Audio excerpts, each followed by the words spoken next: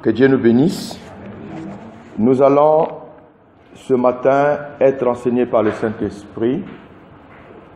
Nous parlerons sur un thème, le processus de la vocation céleste. Le processus de la vocation céleste. Et notre passage que nous allons utiliser pendant tout ce temps de l'enseignement, ou alors le passage de base, c'est Romains, chapitre 8, du verset 29 jusqu'au verset 30. Je crois que nous avons pratiquement que deux versets. Nous avons pratiquement que deux versets. Nous avons pratiquement que deux versets, mais ces deux versets vont nous permettre de comprendre encore la profondeur de la pensée de Dieu. Amen. Alors, pour commencer, je vais inviter un frère qui va nous faire la lecture dans le livre de Romains au chapitre 8, le verset 29 jusqu'au verset 30. Romains 8, verset 29 à 30. Car ceux qu'il a connus d'avance, il les a aussi prédestinés à être semblables à l'image de son Fils, afin que son Fils fût le premier-né entre plusieurs frères. Et ceux qu'il a prédestinés, il les a aussi appelés. Et ceux qu'il a appelés, il les a aussi justifiés. Et ceux qu'il a justifiés, il les a aussi glorifiés. Amen. Le passage de Romains chapitre 8, le verset 29 à 30, l'apôtre Paul écrit aux Romains. Nous sommes dans l'épître de l'apôtre Paul. Il écrit aux Romains. Les Romains ne sont pas des Juifs, mais c'est un peuple parmi les nations. C'est-à-dire que pour le peuple juif, les Romains sont considérés comme des païens, des nations loin de la promesse d'Abraham. Mais Dieu, par sa grâce, il a destiné l'apôtre Paul pour qu'il soit l'apôtre des païens, ou alors l'apôtre des nations. Amen. Donc, c'est lui maintenant qui écrit aux Romains pour leur révéler d'avance ce que Dieu avait prédestiné pour ce peuple-là et pour les nations. Nous qui étions loin de Dieu, nous avions marché pendant un long moment sans Dieu, mais Dieu, dans le processus de la vocation céleste, il nous avait déjà annexé dans son plan. Et c'est ce que l'apôtre Paul est en train de révéler aux Romains, ou alors à l'église de Rome. Mais par ce passage, le Saint-Esprit va encore plus loin pour nous parler dans la profondeur ce que l'apôtre Paul adressait à l'église de Rome. Aujourd'hui, ce message s'adresse non seulement à l'église de Rome, mais à l'église corps du Christ. Donc, nous allons exploiter les 4 points essentiels que l'apôtre Paul a tracés, ou alors nous donne le sillon pour atteindre ce que nous appelons le processus de la vocation céleste. Amen. Amen. Quand nous parlons de la vocation, il s'agit de l'appel. Céleste, c'est l'appel divin. L'appel qui vient de la part de Dieu. Pour arriver dans cet appel, il y a tout un processus. Donc, je parlerai beaucoup de ce processus qui nous conduit à l'appel divin, ou alors à l'appel au ministère. Chaque personne que Dieu appelle au ministère de la parole, il y a tout un processus à suivre. C'est ce que nous allons voir à partir de ce passage de Romains au chapitre 8, à partir du verset 29 jusqu'au verset 30. Que Dieu nous bénisse. Ok. Nous allons d'abord définir le premier point que nous allons étudier, la prédestination. La prédestination. La prédestination. Alors, ici, je vais déposer un peu le micro, ça me distrait, hein. Je ne sais pas comment expliquer ça, ça me distrait un peu. Mais tu peux enregistrer parce que c'est calme. D'accord. Voilà.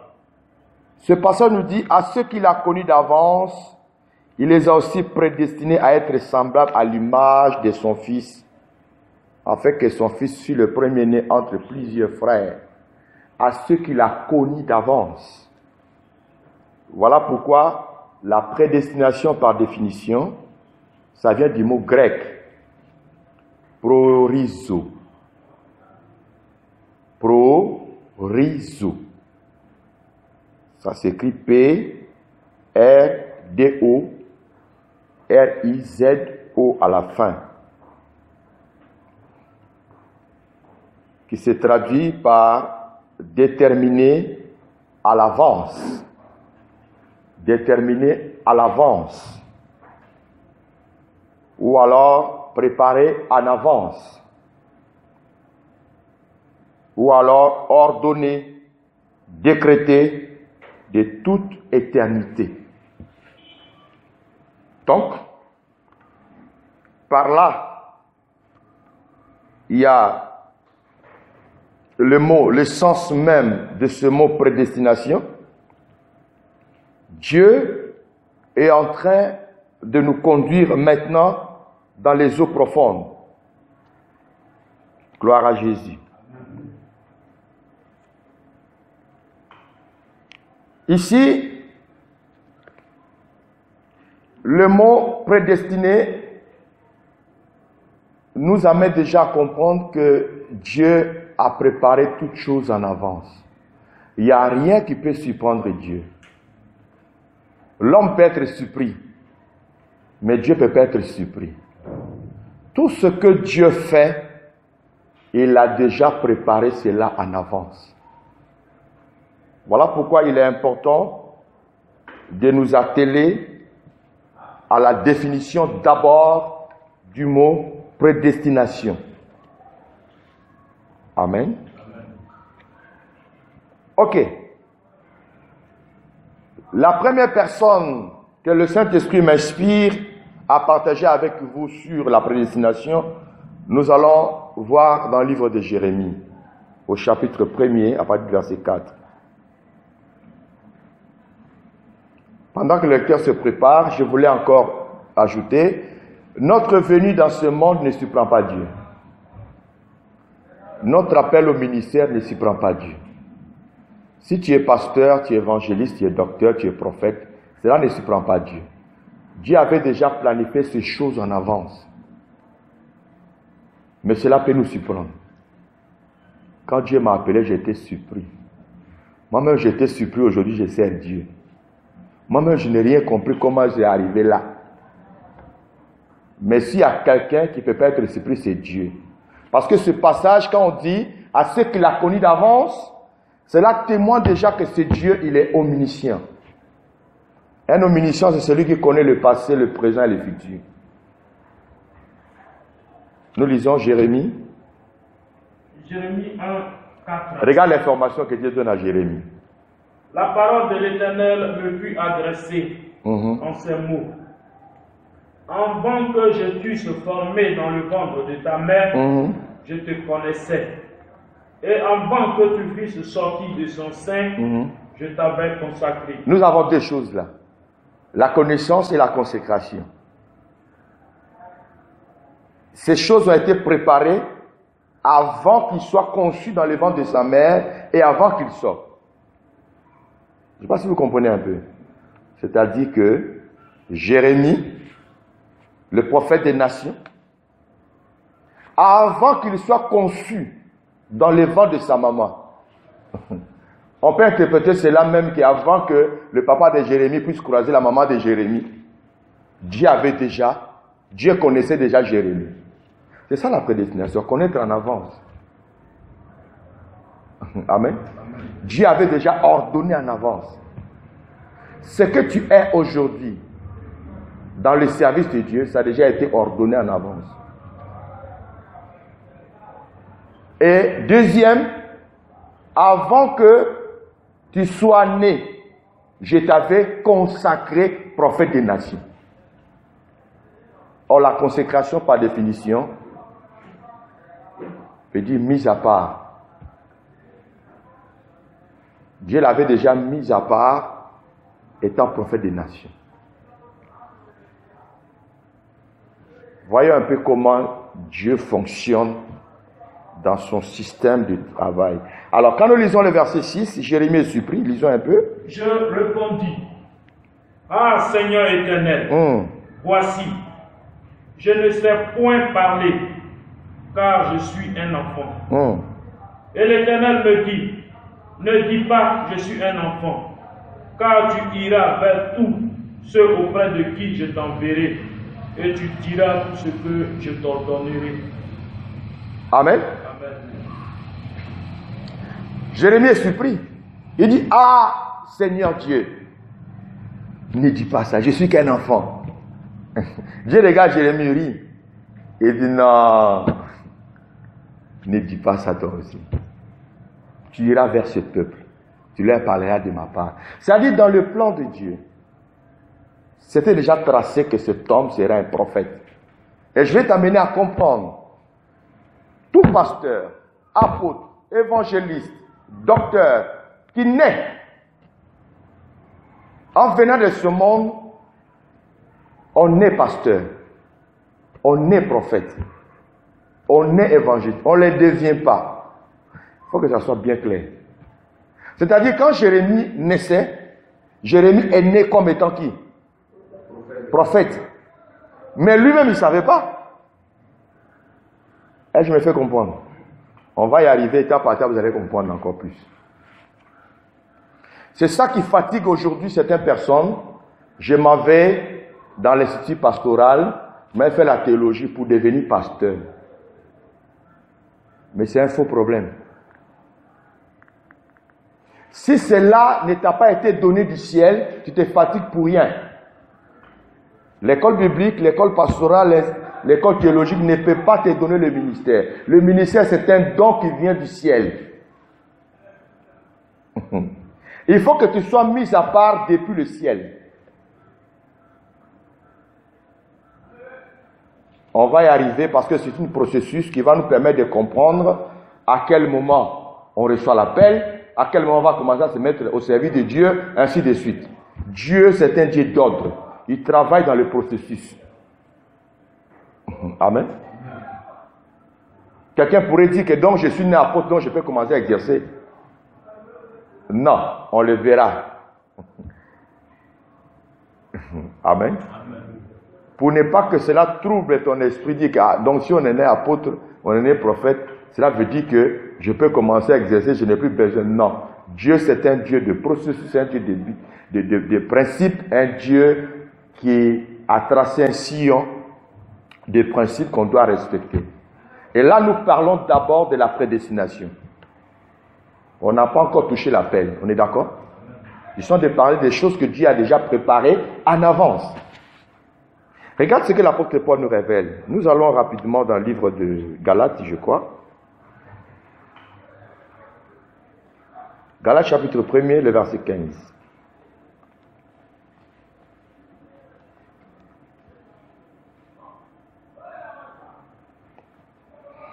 Galates 1, verset 15. Galates 1, verset 15. Oui.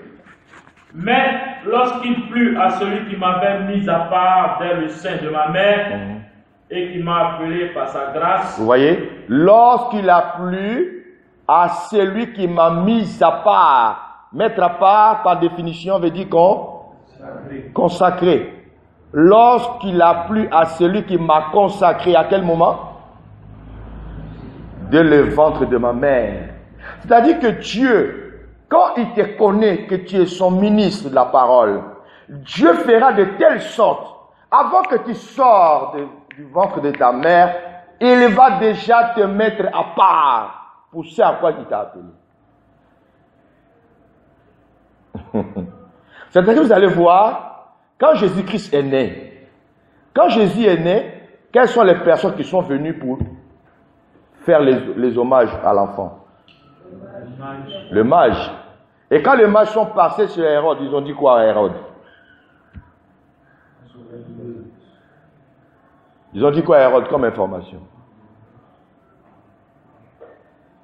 Qui a chauffé le cœur d'Hérode.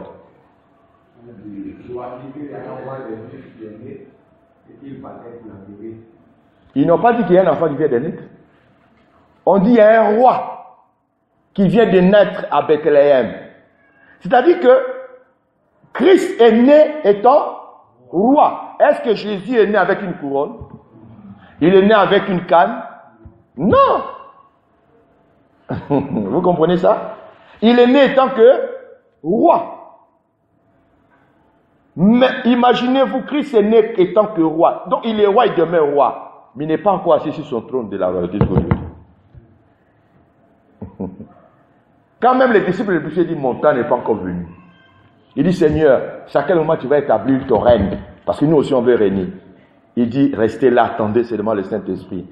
Quand il viendra, lui il va vous enseigner. Ce n'est pas encore le moment. Parce que Dieu a tout un processus. Dieu c'est un Dieu d'ordre. Mais il est né roi.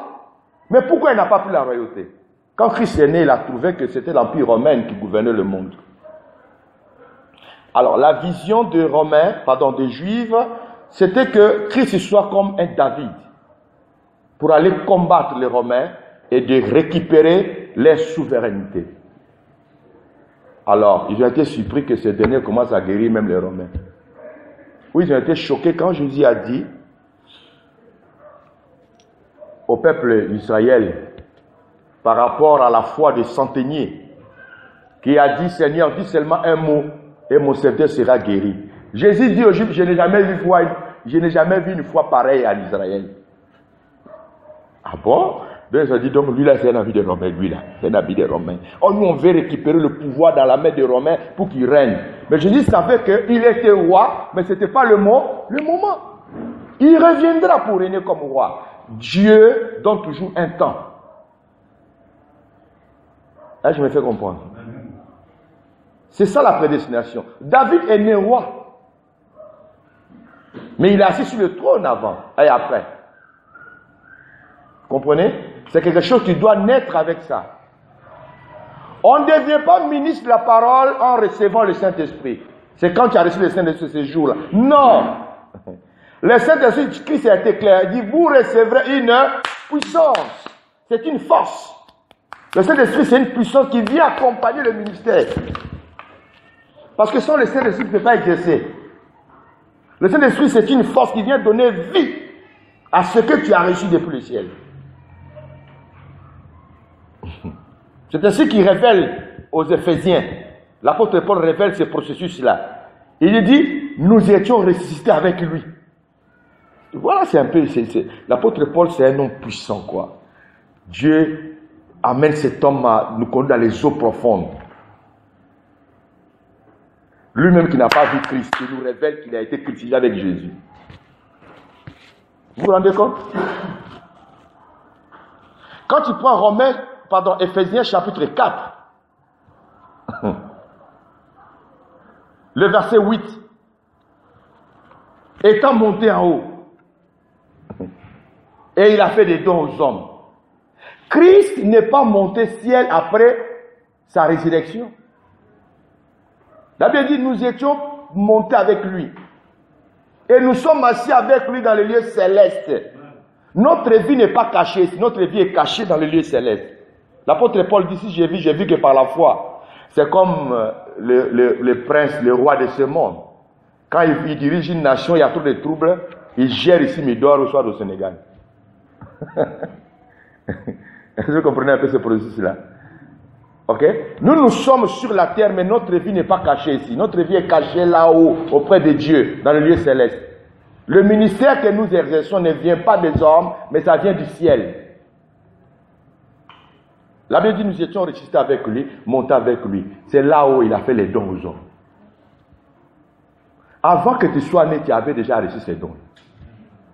Tout a été déjà préparé en avance. Amen. C'est ainsi que Quand les Juifs ont posé la question à Jésus, il dit, mais dis-nous, avec quelle autorité toi tu fais ces miracles-là? Dis-nous un peu. Il dit, d'accord. Moi, si je vous réponds, je vous pose une question. Alors dites-moi, les baptêmes des gens, venaient-ils des hommes ou bien des dieux? Bloqué. Parce que Jésus fait faire comprendre tout ce qui est l'exercice du ministère, c'est quelque chose de divin. Amen. Il s'est dit, mais si on répond que ça vient de Dieu, il va dire, mais pourquoi on n'avait pas cru? Si on dit que ça vient des hommes, les gens aussi vont nous lapider parce que ce n'est pas clair. Ok, nous lisons rapidement Jean chapitre 3, le verset 27.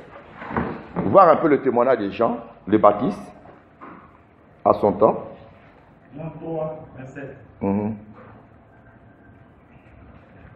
Jean répondit, un homme ne peut recevoir que ce qui lui a été donné du ciel. Ah!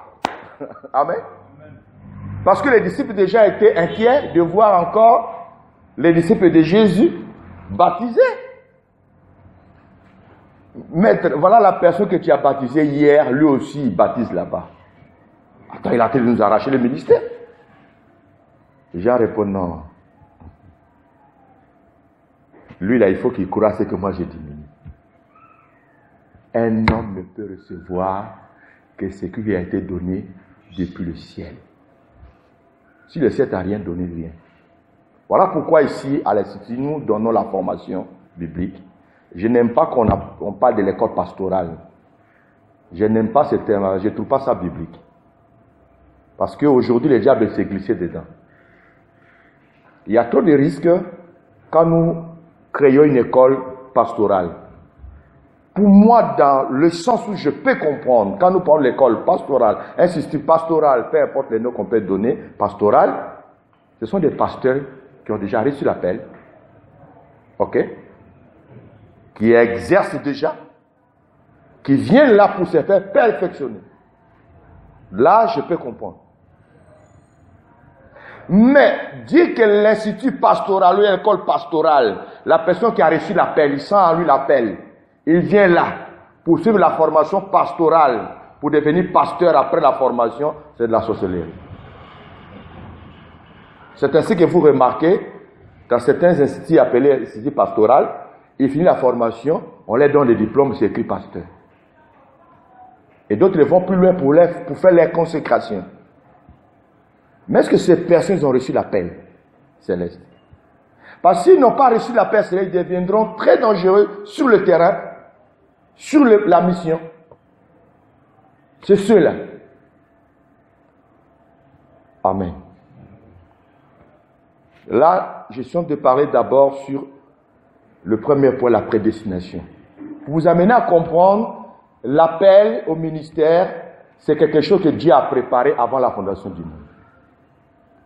Dieu a déjà préparé ça avant que nous venions dans le monde. C'est un don de Dieu. C'est un don du ciel. Ça n'a rien à voir avec le Saint-Esprit. Le Saint-Esprit, lui, c'est une puissance, c'est une force que Dieu ajoute sur ce que nous avions reçu. C'est comme l'accélérateur de la voiture. Vous voyez, je me souviens, une fois, ma voiture n'arrivait plus à répondre, ça ronflait, mais ça n'accélérait plus. Comme c'était une voiture automatique, quand je roule, c'est là, ça roule lentement, même si toi qui appuies là, tu vas me dépasser. Il fallait régler ce système-là pour que quand j'ai appris l'accélérateur, ça ne ronfle plus, mais ça accélère. Amen. Donc tu as reçu le ministère, tu as besoin d'être propulsé par le Saint-Esprit. Il vient pour t'aider dans le ministère que tu as reçu. Le Saint-Esprit apporte les dons. Vous comprenez maintenant? Lui, il apporte les dons pour accompagner le ministère. Mais le Saint-Esprit ne donne pas le ministère de la parole. Non. Lui, il apporte les dons. Il apporte la puissance. Il apporte la connaissance. Il va t'aider à bien interpréter la parole de Dieu. Il est là pour ça. Voilà pourquoi nous l'appelons le paraclet en grec. Parakletos. L'aide. Gloire à Dieu. Que le Seigneur bénisse sa parole. Donc, nous allons toucher maintenant le deuxième point. Je vais voir si vous me suivez. Le deuxième point, c'est quoi? L'appel. D'accord. Alors, vous voyez que ce passage de Romains chapitre 8, le verset 29 à 30, est vraiment clair. À ceux qu'il a prédestinés, il les a aussi appelés. Voilà la deuxième étape. C'est-à-dire que Dieu, dans le processus de la vocation céleste, après avoir connu ou prédestiné son serviteur, qu'est-ce qu'il va faire maintenant? Il va passer à la deuxième étape, ce qu'on appelle l'appel. Parce qu'il faut que ce dernier sache que c'est un appelé. Il faut que ce dernier sache qu'il a reçu quelque chose de fort. Amen. Donc, nous passons à la deuxième étape qui est l'appel.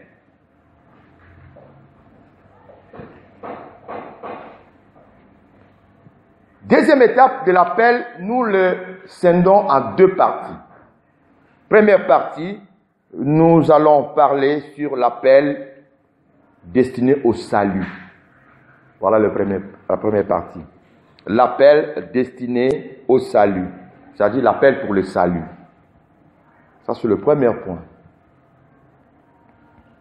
Qu'est-ce qu'on attend par l'appel destiné au salut ou l'appel pour le salut? L'appel pour le salut, c'est un processus que Dieu a mis sur pied pour permettre à tout enfant de Dieu, dans l'ensemble, qu'il soit appelé au ministère de la parole ou pas. Tu dois forcément passer par là d'abord. Cet appel destiné au salut, c'est, je le définis comme si c'est l'appel qui nous permet d'avoir l'accès au royaume de Dieu. Ça nous permet d'aller au ciel. Ça nous permet d'être enfants de Dieu. On ne peut pas devenir enfant de Dieu sans passer par cet appel destiné au salut.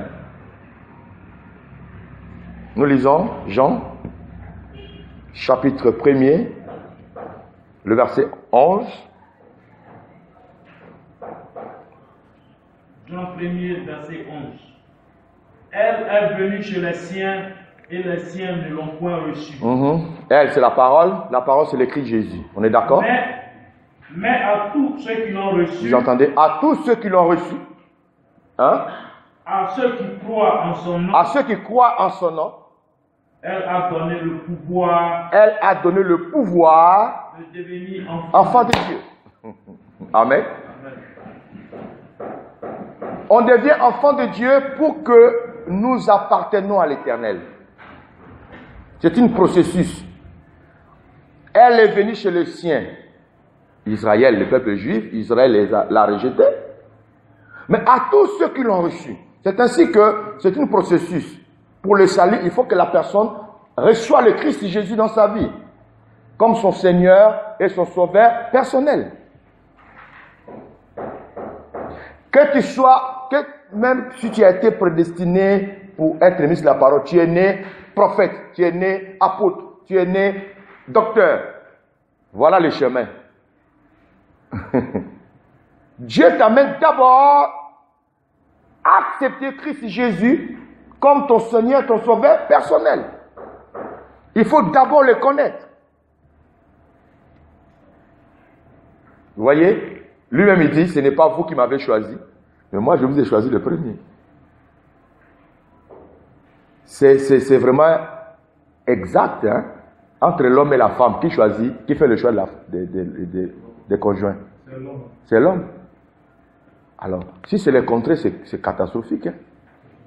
La femme, elle est convaincue que si elle a commencé, ça peut ne pas marcher, puis ça peut finir. Mais quand l'homme lui-même sent l'envie, l'amour, la passion d'une femme, et qui fait le premier pas, ça donne bien quoi?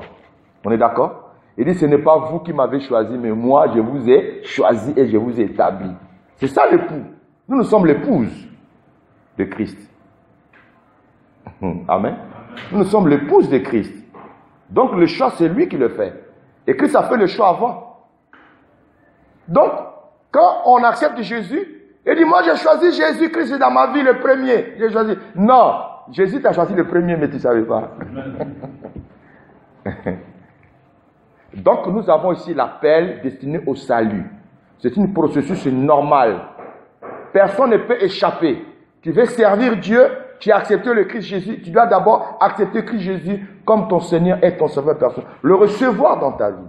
Et cela fera de toi un enfant de Dieu. Dans le règlement de Dieu, on dit les fils demeurent toujours dans la maison.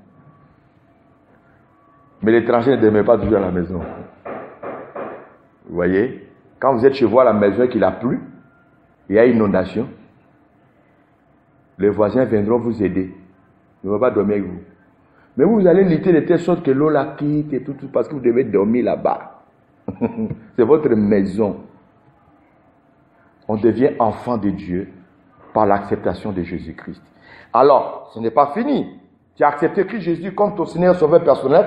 Deuxième étape, c'est le baptême. Marc chapitre 16, le verset 16. C'est un processus. Nous lisons Marc chapitre 16, le verset 16. Marc 16, 16. Celui qui croira et qui sera baptisé sera sauvé. Mais celui qui ne croira pas sera condamné. Amen. Donc personne ne peut s'échapper à ça. Celui qui croira et qui sera baptisé, il sera sauvé. Mais celui qui ne croira pas sera condamné. Donc, malgré que j'ai reçu l'appel prédestiné par Dieu, mais dans le processus normal, 1, je dois accepter Christ Jésus comme mon Seigneur Sauveur personnel. 2, je dois me faire baptiser en son nom. Amen. Si je ne le fais pas, la Bible dit, celui qui ne croira pas sera condamné. Donc je ne peux jamais dire que non, comme c'est ainsi, moi je suis déjà serviteur de Dieu, ça s'arrête là. Non. Si tu es un vrai Ivoirien, pour être un vrai Ivoirien, il ne suffit pas seulement d'être Bété ou bien Djoula ou bien Baoulé. Hein. Il faut avoir la pièce d'identité. Vrai ou faux? Tu vas avoir la pièce d'identité. Tu dois avoir un jugement. Toutes ces choses-là feraient de toi un Ivoirien. S'il y a un problème, on dit, ok. Il dit, non, moi je suis Ivoirien. Mon papa, c'est un Baoulé. Tu commences à parler Baoulé. Ils s'en foutent de ça. On dit, ok, donne-nous tes papiers qui prouvent que tu es Ivoirien. Vrai ou faux? Ce n'est pas ton Baoulé là qui va, parce qu'un étranger peut venir naître même chez les Baoulés, peut parler bien Baoulé plus qu'un vrai Ivoirien. Ce sont tes papiers qui vont définir, ou alors déterminer que tu es vraiment un Ivoirien authentique. On est d'accord? Donc si Dieu t'a appelé, il y a un processus. Il faut accepter le Christ Jésus et te faire baptiser par immersion. Alors viendra maintenant le Saint-Esprit. Parce que le Saint-Esprit, ça c'est un gage. C'est un gage, un sceau de Dieu. C'est là, Dieu va venir boucler. Il va mettre un cachet sur toi. Ting, ting. La Bible dit, ceux qui n'ont pas l'esprit de Christ ne lui appartiennent pas. Romains 8, verset 9. C'est-à-dire que quand tu reçois le Saint-Esprit, là maintenant c'est un cachot sur toi. Lui là, il appartient maintenant à Dieu. On va passer à notre processus maintenant. Et je me fais comprendre. Voilà, moi je me souviens quand mon papa, chaque fois ça me revient en tête quand je parle du Saint-Esprit, il élevait ce poulet dans le quartier, il y en avait tellement, chaque personne élevait le poulet. Hein, à ce temps-là, il n'y avait pas encore, la ville n'était pas encore urbanisée, les maisons n'étaient pas encore clôturées. Vous voyez un peu, chacun construit sa petite maison, donc le poulet défile, peut aller d'une maison à l'autre, voyager. Mais le soir, le vrai poulet connaît les maisons. Alors, comme il y avait toujours un embouteillage, oh, mon poulet n'est pas venu ici. Oh. On va appeler ce poulet-là, mis peinture, vert, en bas des aisselles. Donc, quand il vient chercher, il dit non, doucement. Moi, mes poulets, tous sont peinturés. Il soulève les ailes, voilà, vert. Ça là, c'est pour moi. Si celui-là, il n'y a pas. Ah, ça, comme il n'y a pas vert, ça c'est pour toi. Et c'est comme ça Dieu scelle ses enfants, le sceau, le Saint-Esprit, pour dire que lui, il m'appartient maintenant. C'est ça qui va marquer la différence entre ceux qui appartiennent au Seigneur et ceux qui ne l'appartiennent pas. On le fait dans le processus de l'appel destiné au salut. Que Dieu nous bénisse. C'est clair? Voilà. Donc, nous passons, j'ai dit qu'il y a deux différentes sortes d'appels, ok? Deuxième appel maintenant, ça c'est l'appel pour la vocation céleste au service divin. Au service divin, c'est-à-dire que deuxième appel, Dieu maintenant nous appelle, ça c'est pour le service, c'est pour le ministère, c'est à quoi Dieu nous a appelés, après avoir l'accepté. Et tout. Cela peut prendre du temps que ça peut prendre. Tu viens à l'église, tu pries, mais arrivé un moment, quand Dieu sait que le moment est venu de se révéler à toi, ce qu'il a déjà préparé pour toi avant la fondation du monde, il va se révéler à toi. Amen. Amen. Moi, quand j'étais encore jeune, je voyais les témoins de Jéhovah se promener avec les sacs, prêcher d'une maison à l'autre. Je me disais tout sauf ça. J'étais tellement fier de moi, je me sentais bien dans ma peau. J'étais trop fier, je ne me voyais pas en train de me promener d'une maison à l'autre avec la Bible. Mais quand cela arriva, je n'ai pas su. J'ai fait au-delà des témoins de Jéhovah. Les témoins de Jéhovah ne prêchent pas dans les bus. Hein. Moi, je n'ai jamais vu prêcher dans les bus, ni dans les marchés. Lui, il se sape, il met cravate et tout, il va porte à porte. Mais moi, je suis allé au-delà des témoins de Jéhovah. J'ai prêché dans les marchés, dans les funérailles, dans les bus, dans les bateaux, dans les avions, dans tout ce qu'on peut imaginer. Moi, j'ai prêché partout.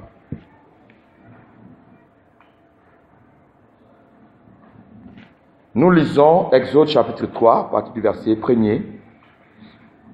Nous allons découvrir quelque chose. Nous allons parler un peu de la vocation de Moïse. Rapidement, nous lisons, le lecteur. Exode 3, verset 1er. Moïse faisait paître le troupeau de Jéthro, son beau-père, sacrificateur de Madian, et il mena le troupeau derrière le désert et vint à la montagne de Dieu à Horeb. L'ange de l'Éternel lui apparut dans une flamme de feu au milieu d'un buisson. Moïse regarda, et voici le buisson était tout en feu, et le buisson ne se consumait point. Moïse dit, je veux me détourner pour voir quelle est cette grande vision, et pourquoi le buisson ne se consume point. Ok, arrête-toi un peu là. Tu reprends le verset 2. L'ange de l'Éternel lui apparut dans une flamme de feu. Vous entendez, on dit l'ange de l'Éternel lui apparut dans une flamme de feu. Quand on dit l'ange de l'Éternel, c'est l'Éternel lui-même. Vous allez voir que le processus de leur conversation, au verset 10, on dit quoi? Au verset 10. On dit plus l'ange de l'Éternel, on dit? Maintenant, va, je t'enverrai. Non, continue. Lis le verset 4. Le verset 4. Oui, le verset 4. L'Éternel vit qu'il se détournait pour voir, et Dieu l'appela du milieu du buisson. Vous voyez, on a commencé l'ange de l'Éternel, et puis on parle de l'Éternel. Vous voyez, nous allons étudier ça quand nous parlerons sur la divinité. Ok? Nous allons étudier ces choses-là. Quand vous entendez l'ange de l'Éternel, c'est de l'Éternel lui-même. Voilà. Et quand il vient, il prend la chair humaine pour venir parler à l'homme, il vient comme étant l'ange de l'Éternel. Là, c'est l'Éternel lui-même. Ça, c'est l'erreur que certaines personnes ont confondu quand l'ange de l'Éternel a visité Abraham. Quand tu lis bien cette conversation, tu vas sentir que l'ange qui parlait à Abraham, c'était l'Éternel lui-même. Vous allez voir, on dit l'ange, l'Éternel, après on dit l'Éternel lui-même. L'Éternel parlait à Abraham. Donc ici, c'est l'Éternel lui-même qui apparaît à Moïse et qui l'appelle. Moïse, Moïse. Il entend la voix. Et Dieu lui parlait dans une flamme de feu. Moïse avait en lui l'appel. Vous savez, quand tu as l'appel en toi, il y aura certaines choses que tu vas faire de ton enfance. Tu vas commencer à grandir. Ça va commencer à donner les étincelles de ton appel au ministère. Mais sans que toi-même tu le saches. David était roi en Israël. Mais il avait des étincelles de la royauté en lui. Dieu, dans ce processus, comme il savait que David, je parle de David, pas Daniel. Des fois, je confonds. Des fois, je me mélange et puis je dis Daniel, David. Donc, vous comprenez, je parle de David. Ok? Dieu inspire son père. Il envoie David pour aller garder les troupeaux. Quand tu lis bien le texte, vous allez comprendre que ça dit quelque part quand tu as trouvé que c'était pas un bon père, un père méchant. Des grands enfants sont à la maison. Le jeune, on la voit dans la brousse où il y a des bêtes sauvages. Vous vous rendez compte? Papa est à la maison. Des grands enfants sont à la maison.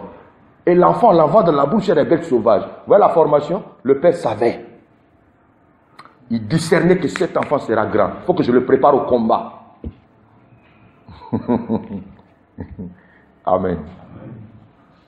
Quand l'enfant venait, papa, j'ai tué un lion, j'ai tué ours. Papa savait de où. Je te vois venir. Hein? Donc, le troupeau qu'il gardait, c'est l'image d'Israël qu'il allait diriger. Tu me fais comprendre? On prend le cas de Moïse. Malgré qu'il était dans le palais royal, il a fini par servir auprès de son beau-père Jéthro en élevant les troupeaux. L'image du peuple qu'il allait diriger. Si tu as reçu l'appel au ministère, commence à réaliser le film. Tu vas voir quelque part, tu as une responsabilité de diriger un peuple, d'encadrer des trucs comme ça. Tu peux être à l'école, on te nomme chef de classe. On te nomme responsable de temps. Ah, c'est toi qui vas veiller sur ça. Ce sont des signes. Et je me fais comprendre. Parce qu'il y a quelque chose de grandeur en toi. On te nomme tu chef, c'est toi qui vas faire comme ça. C'est toi, c'est toi, c'est toi. Ce sont des signes de l'appel au ministère. Alors là, c'est le jour où Moïse reçoit son appel. Vous voyez? Regarde le verset 10. Dieu maintenant l'envoie. Le verset 10, Dieu l'envoie maintenant. Il dit quoi? Le verset 10. Maintenant, va. Je t'enverrai auprès de Pharaon.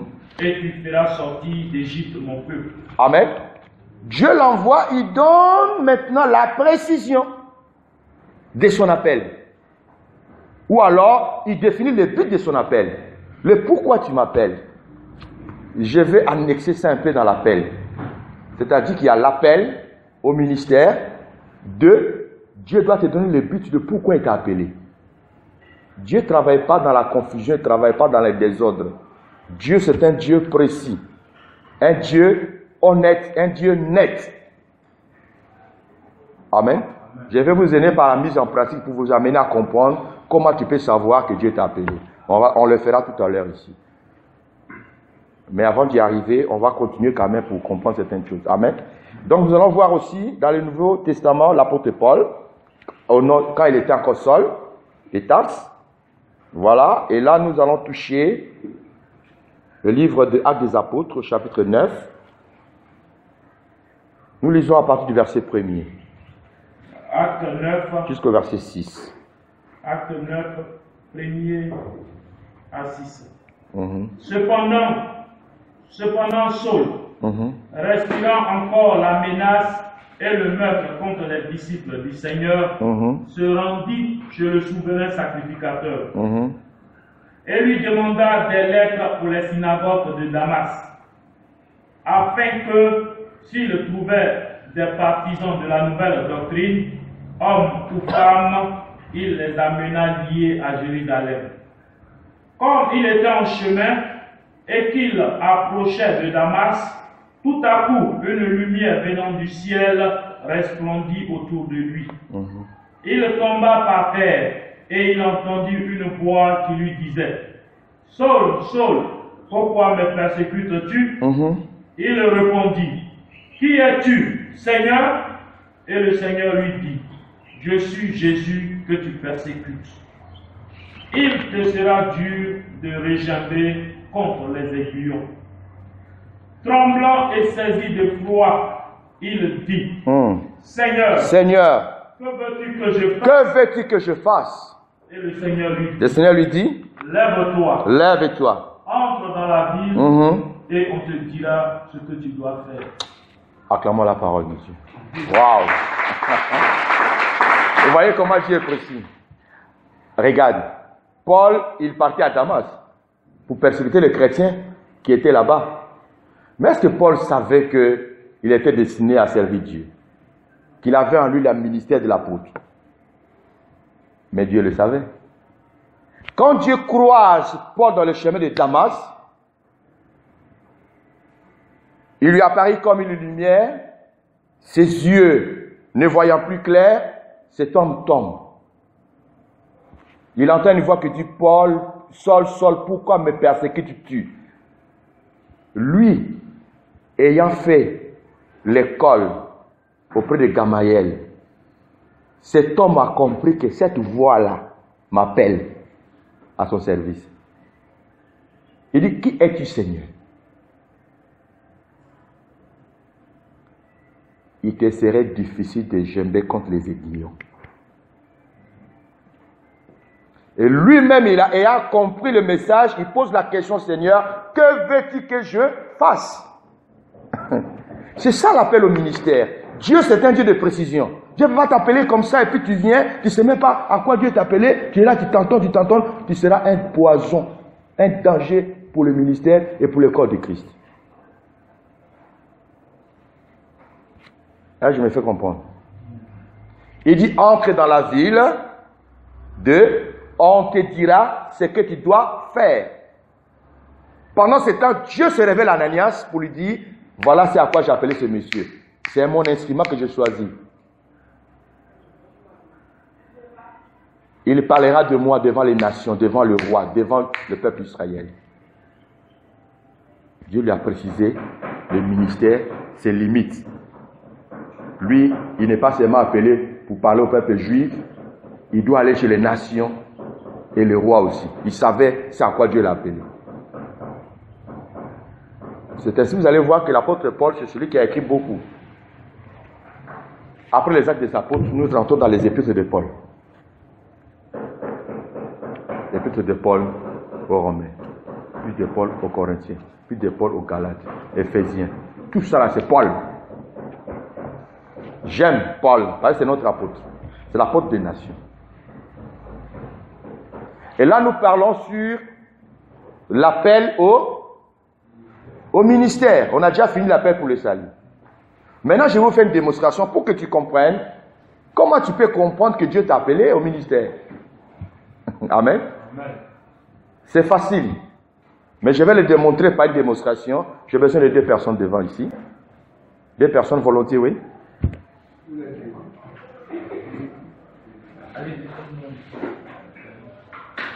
Voilà. Alors, vous allez vous présenter, donner votre nom rapidement. Moi, c'est Eric Quadio. Eric Quadio. Moi, c'est Kwame Yao. Kwame Yao. Donc, Eric et Yao. Faisons de telle sorte que Eric et Yao ne se connaissent pas. Ok? Donc, j'ai besoin que Eric s'arrête quelque part là.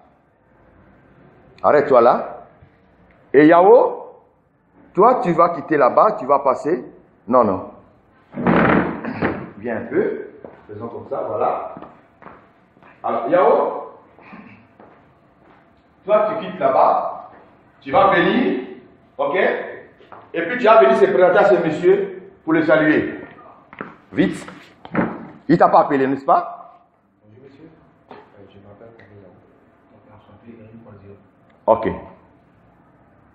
Regardez maintenant. Yao est venu se présenter à Eric, n'est-ce pas? Il a salué. Est-ce qu'Eric l'a appelé? Yao est venu de lui-même? Hein? Ok. Maintenant qu'il a salué Eric, Eric ne comprend pas pourquoi Yahweh est venu. On est d'accord? Eric, tu sais pourquoi Yahweh est devant toi? Non, non, non. Tu ne sais pas? Et c'est toi qui l'as appelé? Non. Donc, qu'est-ce que toi tu peux faire pour lui? Qu'est-ce qui peut t'amener maintenant à... Quelle sera ta première réaction vis-à-vis de Yahweh? Je vais lui demander qu'est-ce que je peux faire pour lui. Qu'est-ce que tu peux faire pour lui? Oui, qu'est-ce qu'il veut? Qu'est-ce qu'il veut? Qu'est-ce qu'il veut? Oui. Voilà. Amen. Vous voyez que c'est le contraire. Parce qu'il n'a pas appelé. Il va lui demander, il y a quoi? Ok? Allez, vas-y. Monsieur... Yahoo. Que puis-je faire pour vous? Maintenant, c'est lui qui va exprimer, parce que lui, il ne comprend pas pourquoi. Amen. Maintenant, s'il lui dit que non, moi, j'ai besoin que tu paies télévision pour moi. Alors, lui, il n'a pas l'argent. Tu vas lui dire quoi? Non, non, vas-y, vas-y. J'ai besoin d'une télévision, tu veux la payer pour moi? Mais ça, franchement, je ne vous connais pas. C'est d'un coup comme ça, et puis acheter, vous achetez.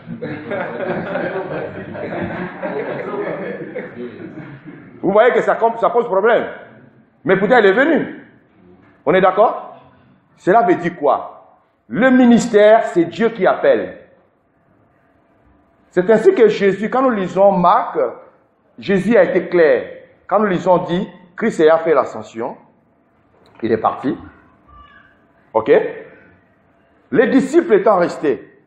C'est vrai, l'évangile de Marc, lui, va un peu plus court. Sinon, ils sont sortis après avoir reçu le Saint-Esprit.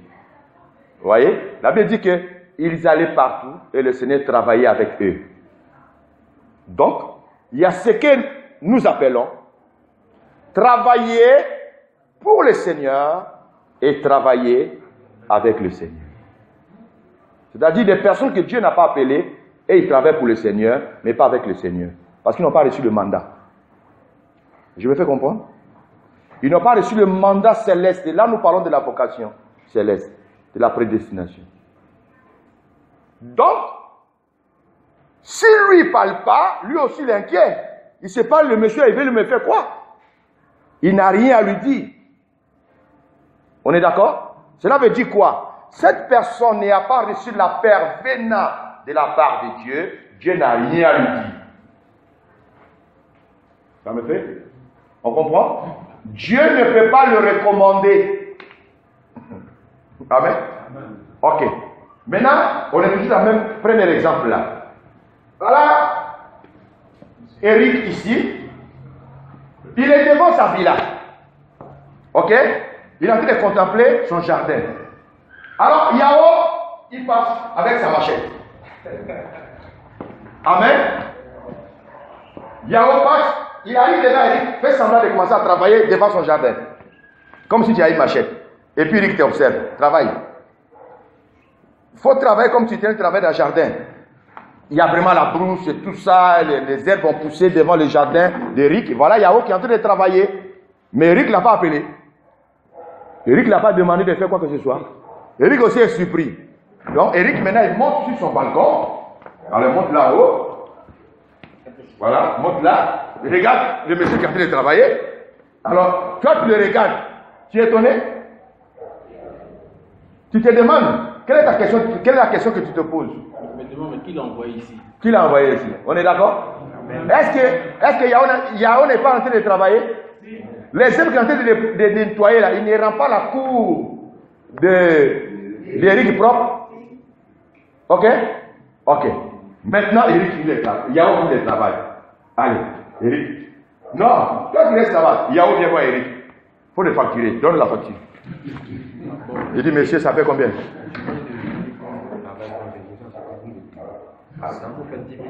Ah bon, mais moi je ne vous connais pas, bon, je ne vous ai pas appelé ici pour quoi que ce soit, mais je vous ai vu travailler, je ne sais pas d'où vous venez. Mais je ne peux pas vous faire une facture de 10 000 francs parce que là je ne vous connais pas. Amen. Cela veut dire quoi? Ces personnes que Dieu n'a pas appelées, ils travaillent pour Dieu mais pas avec eux. Il n'y a pas de récompense dans ce que tu fais. Là je me fais comprendre. Il n'y a pas de récompense parce que tu travailles pour Dieu mais pas avec Dieu parce qu'il t'a demandé de faire ça. Ça paraît comme amusant, mais c'est la réalité, frère. C'est ainsi que Jésus dira que plusieurs disent, je ne vous ai jamais connu. Mais je n'étais pas envoyé. Le ministère, c'est quelque chose, il faut que tu reçoives d'abord l'appel céleste. Amen.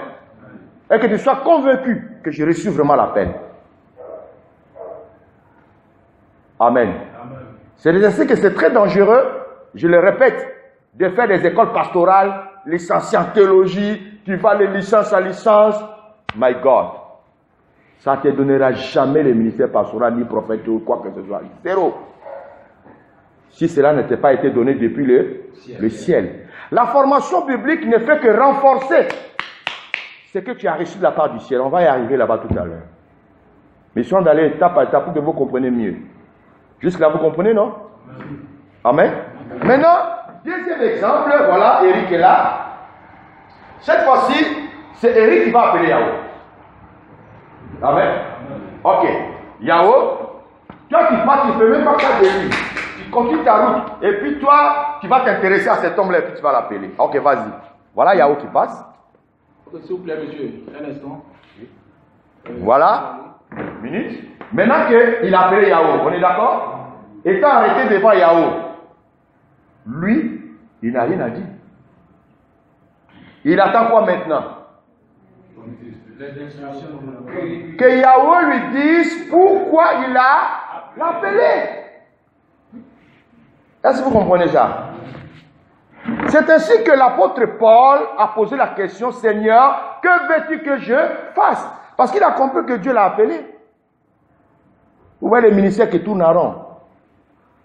Qui tournent en rond. La personne même pour enseigner, même il cherche des enseignements.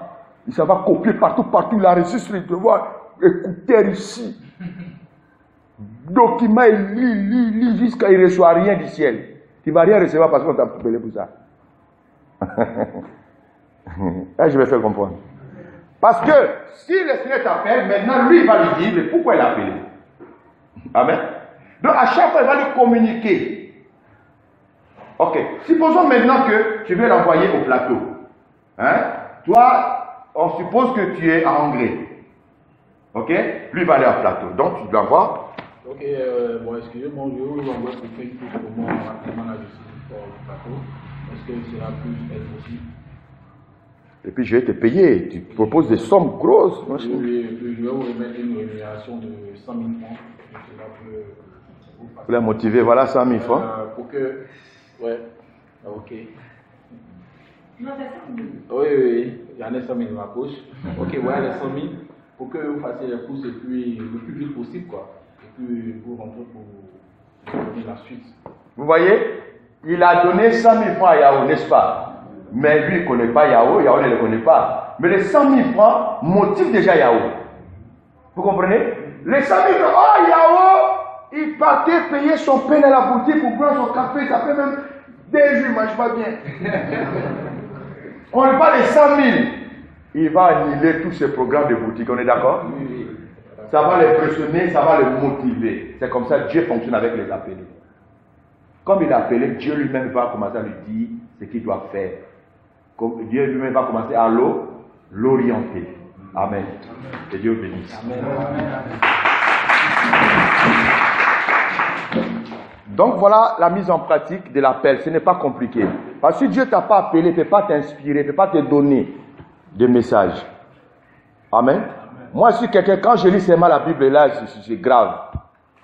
C'est grave. Ce que je vous donne, je l'ai reçu ce matin. Moi, quand j'ai pris, je dois avoir tout. Moi, quand je vais au verset, j'ai bu qu'un cahier. C'est bizarre, vous ne pouvez pas comprendre, mais c'est comme ça. Des fois, ma femme me dit, mais tu es tout bloqué dans tout, tu es à quoi même? Elle dit, calme-toi. Parce qu'à chaque fois que je reçois, Dieu me parle. Il dit, tu as vu ça là où il faut écrire ça. Donc, il faut que j'ai bic. Des fois, quand j'aimerais faire net, je cherche bic. Je commence à écrire ce que je viens de recevoir. Vous voyez, ça là, on n'a pas le polycope pour ça. Alors, je l'ai reçu ce matin. Est-ce que vous comprenez? Dieu me donne, je commence à écrire, je commence à écrire. Elle dit, voilà, tu vas leur dire ça. J'écris. Je n'ai pas besoin de prendre la Bible d'abord. Il me donne, ça quitte au ciel, et puis j'écris. Maintenant, je prends la Bible, je commence à étudier ça. Parce qu'il m'a appelé pour ça. Je me fais comprendre? Mais la personne, Dieu n'a pas appelé pour ça. Qu'est-ce qu'il fait? Il ne fait que copier les enseignements des autres.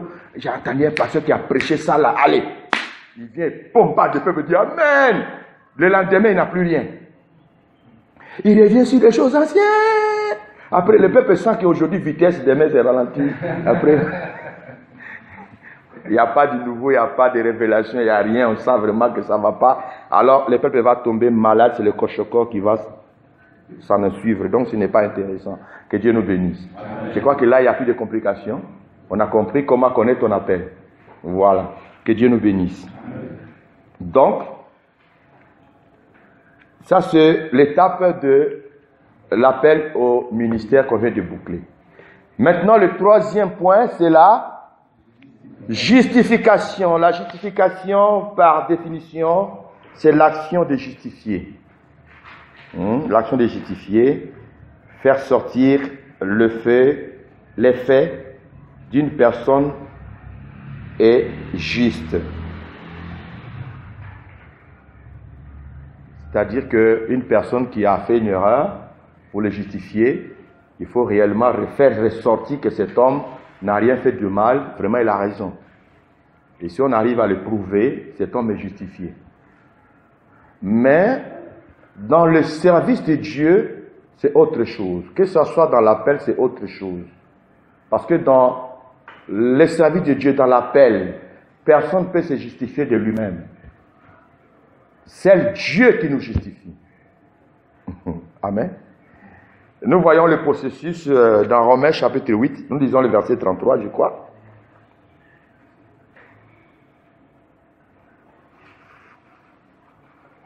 Romains 8, verset 33.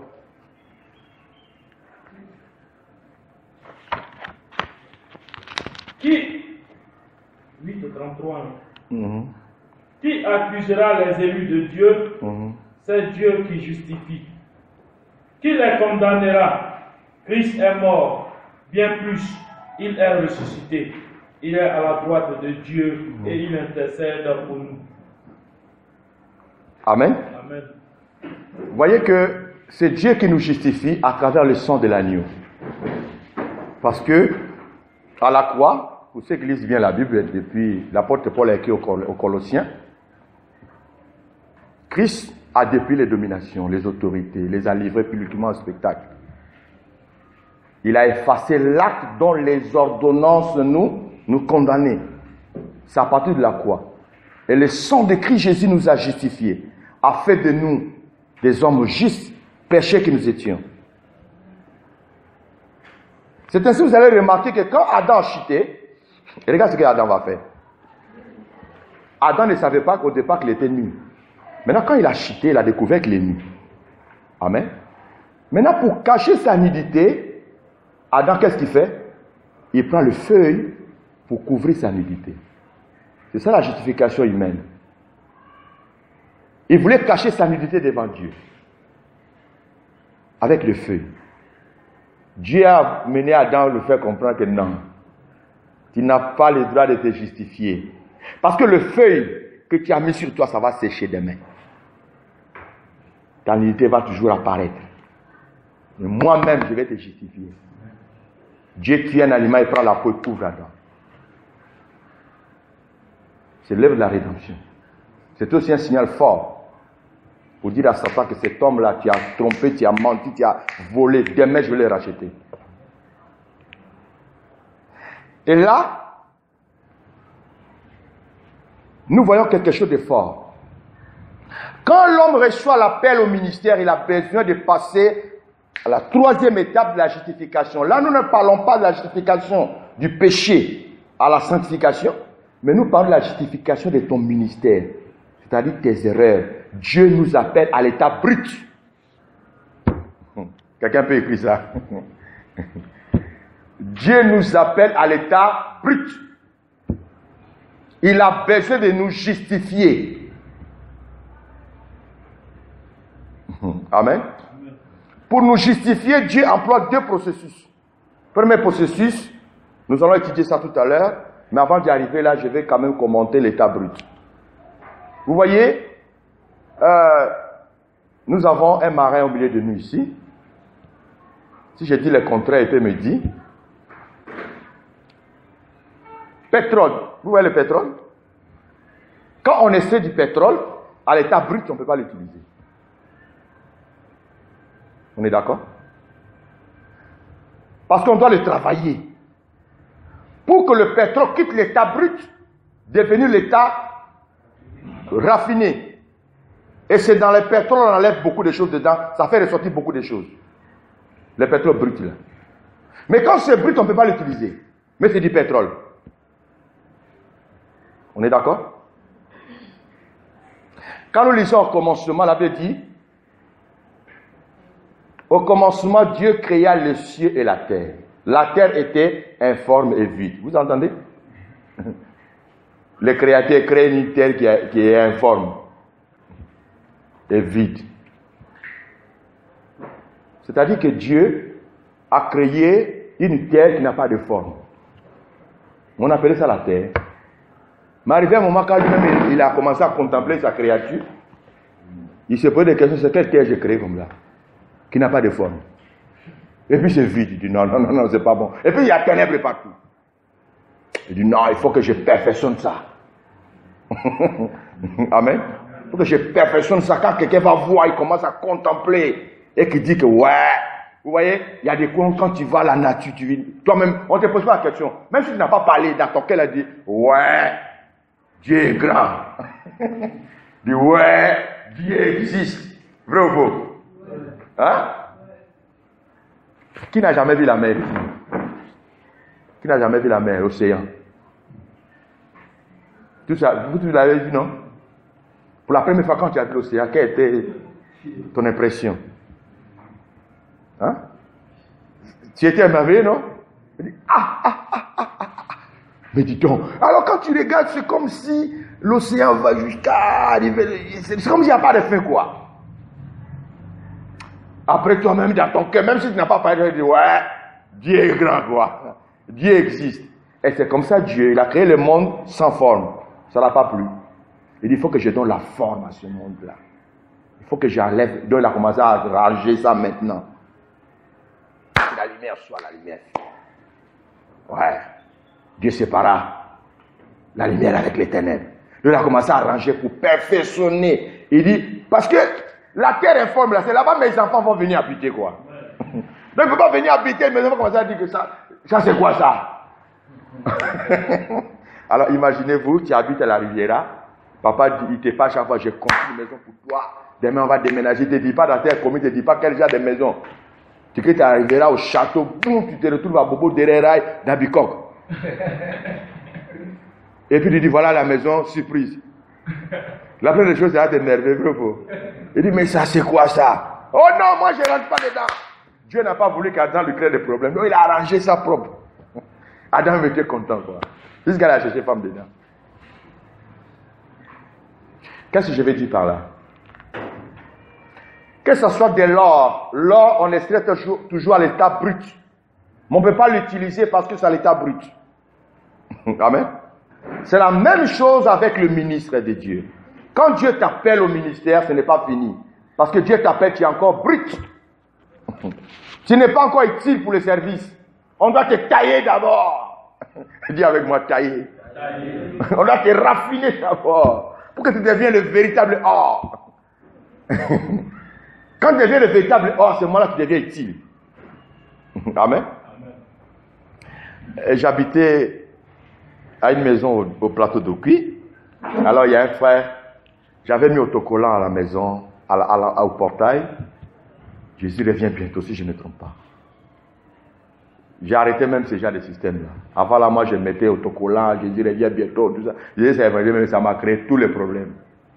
C'est là même les mendiants venaient chaque fois frapper, les faux pasteurs venaient. Ils disaient non, là c'est la maison du pasteur. Donc quand quelqu'un veut créer problème au pasteur, c'est la maison du pasteur.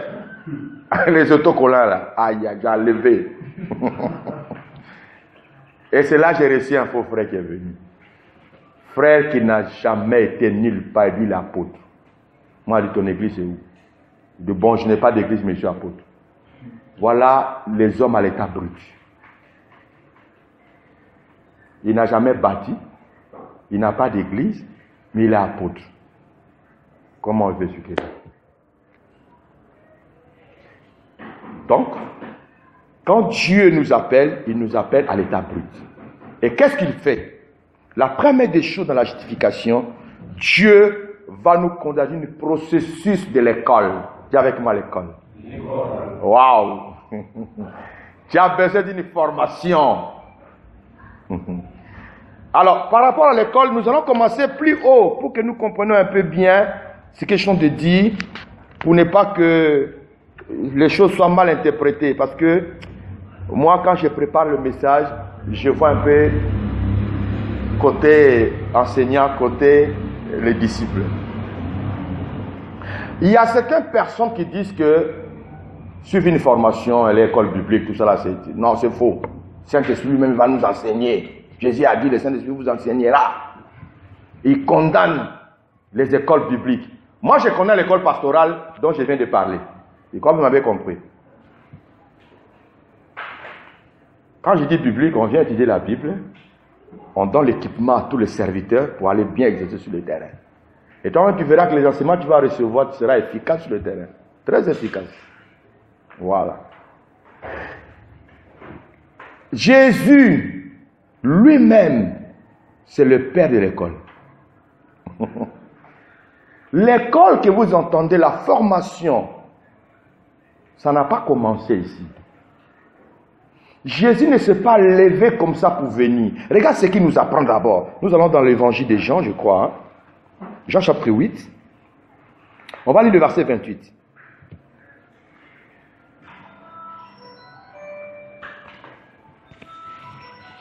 Jean 8, verset 28. Jésus donc leur dit, quand vous aurez élevé le Fils de l'homme, alors vous connaîtrez... 28, verset 28. Jean 8. Verset 28, c'est ça? Oui. D'accord, vas-y. Jésus donc leur dit, quand vous aurez élevé le Fils de l'homme, alors vous connaîtrez ce que je suis. Et que je ne fais rien de moi-même, mais que je parle selon ce que le Père m'a enseigné. Vous entendez? Tu reprends? Jésus donc leur dit, quand vous aurez élevé le Fils de l'homme, alors vous connaîtrez ce que je suis. Amen. Quand vous aurez élevé le Fils de l'homme, alors vous connaîtrez ce que je suis. Maintenant, l'essentiel maintenant, il dit quoi? Alors vous connaîtrez ce que je suis et que je ne fais rien de Je ne fais rien de moi-même. Amen. Ça c'est un, deux. Mais que je parle selon ce que le Père m'a enseigné. Mais je parle selon que le Père m'a enseigné. Fini. Vas-y. Celui qui m'a envoyé est avec moi. Il ne m'a pas laissé seul. Ok, c'est bon. Amen. C'est-à-dire que ce que Jésus parlait, il a reçu cela de qui? De son Père. Il dit, selon que le Père m'a enseigné. Or, quand nous parlons déjà de l'enseignement, c'est une formation. Christ a suivi une formation auprès de son Père avant de venir. Il ne s'est pas levé comme ça en avant, gauche, droite. Voilà, je suis l'envoyé de Dieu. Non. Dieu savait que Christ en venant sur la terre, il va croiser Satan qui va le tenter pendant 40 jours et 40 nuits. Dieu savait qu'il va croiser les types de la mort comme Lazare. Pendant 4 jours, le corps est décomposé. Donc dans l'institut de Dieu, dans l'école de Dieu, Dieu va enseigner à Christ comment ramener à la vie un corps mort pendant 4 jours. Il a appris ça là-bas à l'école là. Comment marcher sur l'eau, il a appris ça là-bas à l'école. Vous comprenez ce que je suis en train de dire? Première partie, vous devez écrire dans la justification, il y a 2 choses que Dieu fait. Première chose, Dieu nous met à l'école qu'on appelle la discipola. Ça, c'est le premier point. Amen. La discipola. Voilà. Discipola.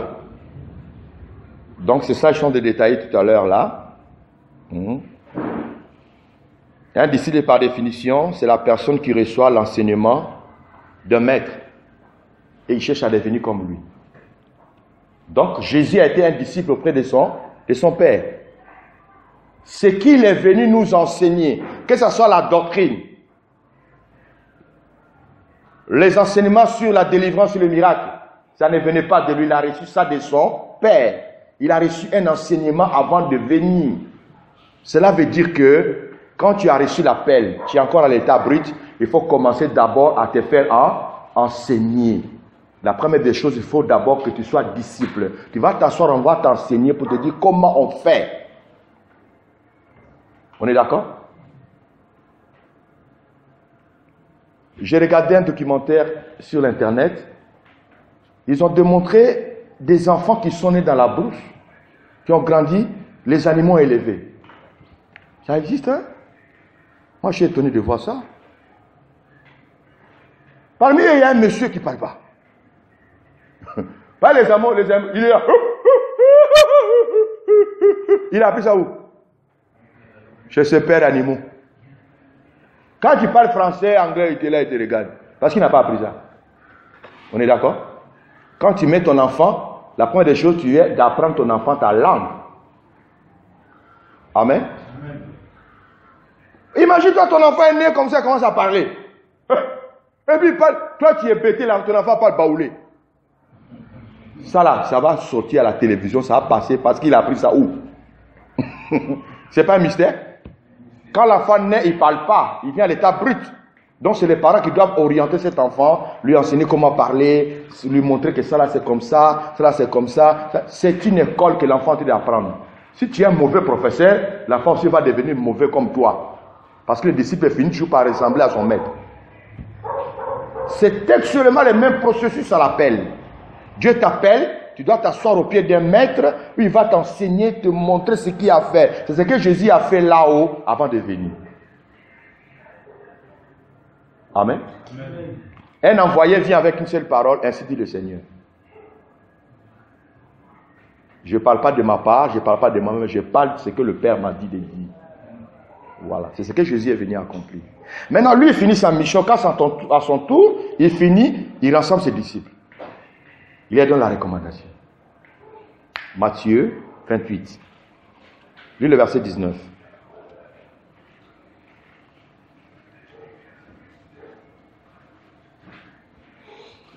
Matthieu 28, verset 19. Allez, faites de toutes les nations des disciples, les baptisant au nom du Père, du Fils et du Saint-Esprit. Vous voyez? Allez, faites de toutes les nations des disciples. Je vais prendre rien que la partie là. Faites de toutes les nations des disciples. Donc, on a besoin d'être enseigné. On a besoin d'une orientation. Le Saint-Esprit, ne confondons pas. Dieu, c'est un Dieu d'ordre. C'est un Dieu qui sait diversifier ses responsabilités. Cela veut dire quoi? Il y a des choses que toi, tu ne peux pas faire à la place de Dieu. De même, il y a aussi des choses que Dieu ne peut pas faire à ta place. Et là, il y a confusion. Les gens disent non, pourquoi aller à l'information? Pourquoi aller décider? Et ils passent à l'intérieur. Nous connaissons un style biblique. Tout ça, le Saint-Esprit nous enseigne. Jésus a dit, nous confondons tout. On va arriver là pour voir l'étape du Saint-Esprit. Le Saint-Esprit a son rôle.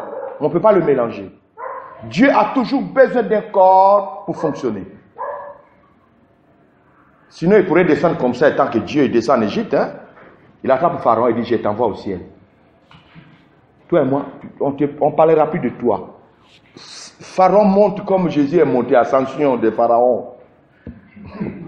On s'en va les garder au ciel. Et puis Dieu, il envoie des anges pour se faire sortir des enfants d'Israël. Et il ne peut pas le faire. Quand même il envoie Moïse, Moïse même était étonné. Il dit, c'est toi j'envoie. Dieu a toujours besoin d'un instrument. Amen. Vous allez vous rendre compte que Dieu n'a pas envoyé Moïse comme ça. Hein? Regardez les étapes de Moïse. Hein? Moïse, il est à l'Égypte. L'appel qui était en lui, la vocation là, c'est ça qui l'a amené à tuer un Égyptien. Parce qu'il voulait libérer son peuple. Vous voyez, il avait cet appel de libérateur en lui. Vous voyez? Mais comme ce n'était pas le moment, il a tué. Il a fui. Dieu dit, ok, comme tu as l'appel, tu as le ministère, mais tu es encore brut, je vais te façonner. Je vais te mettre au pied d'un maître. C'est ainsi que Dieu va le conduire auprès de Jéthro. Jéthro était à la fois son père spirituel et à la fois son beau. Il apprenait à élever les troupeaux de... Ce n'était pas les troupeaux de Moïse, c'était les troupeaux de Jéthro, son beau-père. Et c'est Jéthro qui le guidait.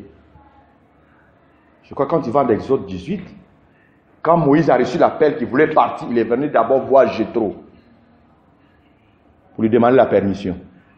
Jéthro lui dit, tu peux aller. Quand il est parti, quand il est revenu voir Jéthro. La Bible dit, il se prosterna devant Jéthro pour donner les nouvelles de ce que Dieu a fait là-bas avec lui. Tu as besoin d'un guide, tu as besoin d'une formation. Ce que je vous enseigne, moi aussi je l'ai appris. C'est vrai, Dieu m'accorde la grâce de recevoir aussi des choses célestes. Mais avant d'y arriver là, moi j'étais sous le pied de quelqu'un. Amen. Amen. Josué chapitre 1, avec le verset 1er.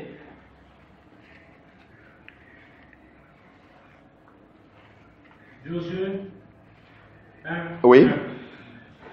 Après la mort de Moïse. Écoutez bien, on dit après la mort de Moïse. Serviteur de l'Éternel. Serviteur de l'Éternel. L'Éternel dit à Josué. L'Éternel dit à Josué. Fils de Nun. Fils de Nun. Serviteur de Moïse. Vous voyez? Serviteur, Moïse est serviteur de qui? De l'Éternel. Josué servait de qui? De Moïse. Vous voyez la différence? Moïse, il sert qui? Dieu. Il sert Dieu. Et Josué sert qui? Moïse. Donc tu ne peux pas être servi si toi-même tu n'as pas servi. C'est des principes divins. Seigneur, que veux-tu que je fasse? Entre dans la ville, il y a quelqu'un qui te dira ce que tu dois faire. Celui qui te dira là, c'est lui qui va te former. Amen.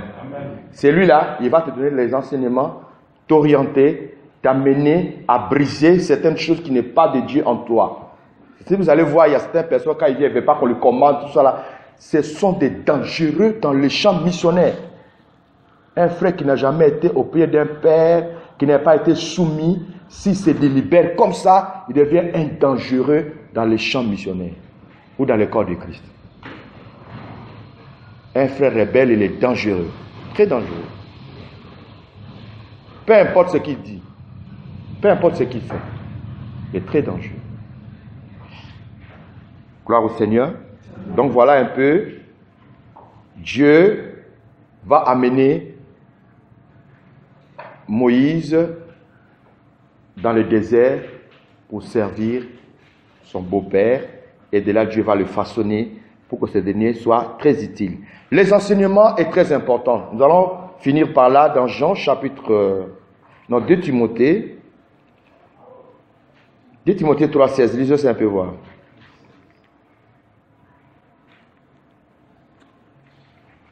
Écoutez bien.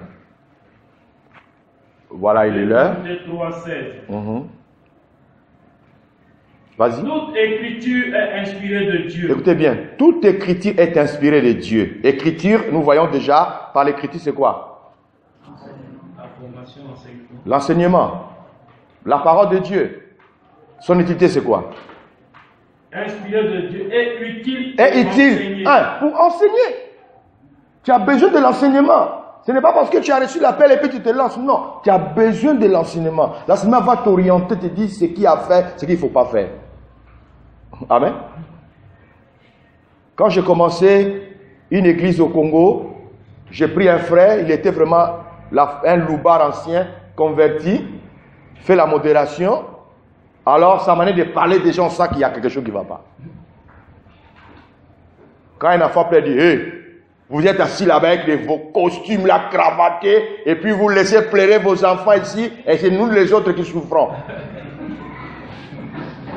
Alors le papa de l'enfant, un corps habillé, fistré, il est parti prendre son enfant. Que ça soit la dernière fois. Ça c'est le modérateur. Il n'est pas enseigné pour ça. Donc il faut le enseigner. Mais ça, il ne veut pas dire qu'il n'a pas reçu l'appel. Mais il a besoin d'une orientation. Amen. Alors les annonces arrivent, il annonce. Ça c'est la maison de Dieu, on reçoit tout le monde ici. Cafards, moutons, crapauds, venez, c'est la maison de Dieu. Alors, ça ne veut pas dire qu'il n'a pas reçu l'appel. Mais il n'est pas formé. Il a besoin des enseignements. Toute écriture est inspirée de Dieu et utile pour enseigner. Et regarde maintenant, on dit quoi après enseigner? Pour convaincre. Convaincre. Pour corriger. Corriger. Pour instruire dans la justice. Amen. Corriger. Quand on dit correction, cela veut dire qu'il y a des erreurs. Nul n'est parfait. Il y aura toujours des erreurs dans ta manière de fonctionner. Mais quand tu as un maître à côté de toi, un guide à côté de toi, il va t'orienter, tu vas commettre moins des erreurs. Le monsieur le courant, je crois que le courant l'a tué, parce que lui-même, il venait de commencer son histoire. Donc, celui qui a, les personnes qui l'ont formé, ils ont avec courant, pas de tel vol, ça tue. Donc, on n'a pas besoin d'être tué pour savoir que ça tue. Toi et moi, on sait que courant là, ça tue, non? J'ai besoin d'aller toucher pour dire que c'est vrai, ça tue. Hein. Les c'est vrai là, ça, qui va dire ça? Parce que tu es déjà mort. Mais si je suis enseigné, j'ai étudié le courant, je n'ai pas besoin d'aller toucher. Je commence à expliquer que non, on ne touche pas ici, on ne touche pas, ça tue. Hein? Même si je vais au village, j'enseigne à mes parents villageois, ils ne vont pas toucher. Parce qu'on les a appris que ça tue. Voilà. C'était l'erreur d'Adam et Ève aussi. Hein? Ils ont rejeté l'enseignement qu'on les a donné parce que Satan a dit qu'ils vous ont menti. Si tu manges, tu ne seras pas mort. Ils ont touché 600 volts, ils sont morts. Bref, la Bible dit que toute écriture est inspirée de Dieu et utile pour enseigner, convaincre, corriger. Mais regarde maintenant, on dit à la fin, on dit quoi? Afin que, regarde ce que ça donne. Afin que l'homme de Dieu, soit accompli et propre à toute bonne œuvre. Voilà, tu deviens utile, tu deviens vase d'honneur pour le service de Dieu. Là maintenant Dieu peut t'envoyer. Waouh! Notre temps est fini, sinon on allait finir tout ça là aujourd'hui. On va arrêter là parce que le temps est fini. Il y a un deuxième cycle qui va venir pour commencer avec eux. Gloire à Jésus. Voilà, donc il nous reste 2 points. Il y a la dernière étape de la justification. Là, nous parlons de la justification par le Saint-Esprit. Et à la fin, c'est la glorification. Voilà. Donc, on le verra au prochain cours. Je vous exhorte à ne pas manquer. C'est bon, non? Si tu as aimé, acclame le Seigneur.